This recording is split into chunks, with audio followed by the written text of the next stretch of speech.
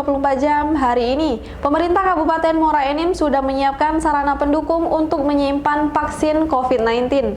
Rencananya vaksin tersebut akan disimpan di lemari pendingin yang ada di gedung instalasi farmasi Kabupaten Muara Enim. Bahkan pemerintah juga sudah menyiapkan daftar penerima vaksin yang berasal dari tenaga kesehatan. Lemari pendingin yang diperuntukkan untuk penyimpanan vaksin COVID-19 saat ini sudah disiapkan pemerintah Kabupaten Muara Enim. Rencananya, vaksin yang kini mewabah di seluruh dunia ini akan disimpan di gedung instalasi farmasi Kabupaten Muara Enim. Tak hanya itu, pemerintah juga sudah mendata orang yang akan mendapatkan vaksin ini. Tahap pertama, Pemkab Muara Enim sudah menyiapkan 3.145 tenaga kesehatan yang akan divaksin. Kepala Dinas Kesehatan Muara Enim, Pipi Mariani melalui PLT Sekretaris Dinas Kesehatan Supri Ahmadi mengatakan, saat ini Kabupaten Muara Enim siap untuk melakukan vaksinasi COVID-19. Rencananya vaksinasi ini akan disebar di Rumah Sakit Haji Muhammad Rabain, Rumah Sakit BAM, 3 Rumah Sakit Pratama, dan 1 Rumah Sakit DKT, serta 22 puskesmas di Kabupaten Muara Enim. Bahkan saat ini ada 3 refrigerator atau lemari pendingin yang akan dikirimkan ke Rumah Sakit Gelombang, Lubai, dan STL. Kita sudah siap dengan mempersiapkan melengkapi alat-alat seperti mulai dari call room, kemudian kendaraan untuk pengantar jemput dan pengambilan vaksin ke provinsi, kemudian di Pasyankes juga sudah kita persiapin selama ini untuk refrigerator atau untuk kulkas penyimpanan vaksin. Mudah-mudahan begitu nanti kita sudah didistribusikan vaksin, kita sudah bisa langsung bergerak sesuai dengan instruksi yang ditunjuk dari pusat. Kalau semua puskesmas, di 22 puskesmas kita sudah memilikinya. Kemudian kita sekarang juga mulai melengkapi di 3 rumah sakit yang baru ini, yaitu Rumah Sakit Sumber Udara Tulu, kemudian Lubai, dan Rumah Sakit Gelombang. Nah, ini adalah punya rumah sakit yang akan kita kirim segera. Sementara itu, Kabid Sumber Daya Kesehatan Dinkes Muara Enim, Slamet Oku Asmana mengatakan bahwa untuk Muara Enim yang mendapatkan vaksin terlebih dahulu adalah tenaga kesehatan. Tercatat ada 3.145 tenaga kesehatan yang akan divaksin. Reporter dan juru kamera Ahmad Fuadi, Valpres.com. Pemirsa, pandemi COVID-19 justru memberikan peluang bagi pelaku usaha mikro kecil dan menengah. Seperti yang dilakukan pemilik Alin Box, usaha kuliner khas Nusantara ini dibangun saat masyarakat dibatasi beraktivitas di luar rumah.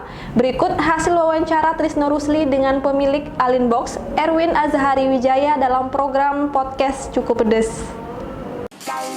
Jika sebagian besar pelaku UMKM mengalami dampak cukup besar selama pandemi COVID-19, kondisi berbeda justru memberi peluang bagi pelaku UMKM pemula.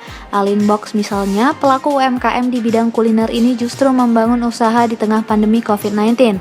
Bahkan dengan konsep manajemen usaha yang sudah dirancangnya selama 3 bulan, usaha ini mendapat apresiasi dari Kementerian Koperasi dan UMKM yang diberikan secara simbolis Gubernur Sumsel Haji Hermanderu dalam Festival Rempah Sumsel 2020. Pemilik Alin Box, Erwin Azhari Wijaya menjelaskan, Alin Box menyuguhkan masakan Nusantara. Dalam merancang usaha tersebut, dia mengaku berkolaborasi dengan sang istri yang memang fokus pada keilmuan masakan Nusantara saat duduk di bangku kuliah. Lebih jauh, kata dosen STMIK MDP ini, proses pemasaran dilakukan dengan memanfaatkan Instagram. Meski begitu, saat ini usaha tersebut sudah memiliki segmen konsumen tersendiri.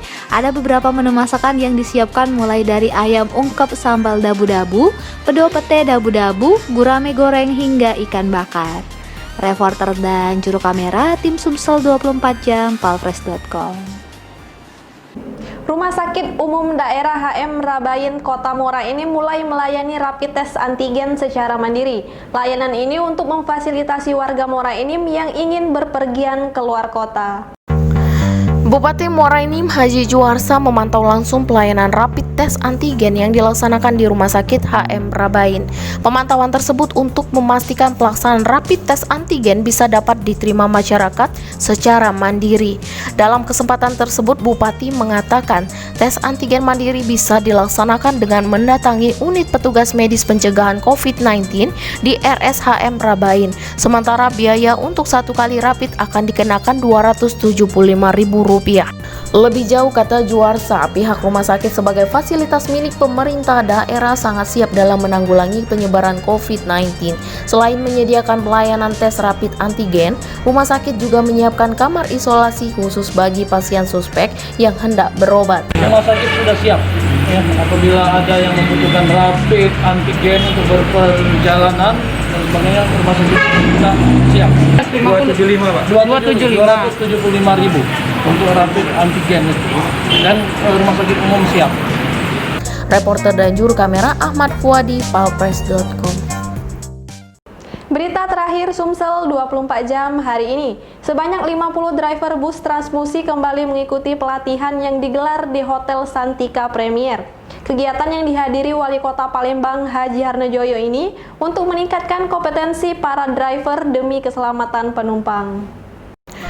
Wali Kota Palembang Haji Harnojoyo bersama Kepala BPTD Wilayah 7 Sumsel Babel, M. Fahmi, mencoba simulasi berkendara dengan menggunakan sistem 3 dimensi.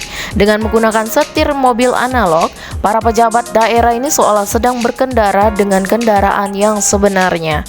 Simulasi kendaraan ini dilakukan saat memantau pelatihan 50 driver bus Transmusi di Hotel Santika Premier pagi tadi.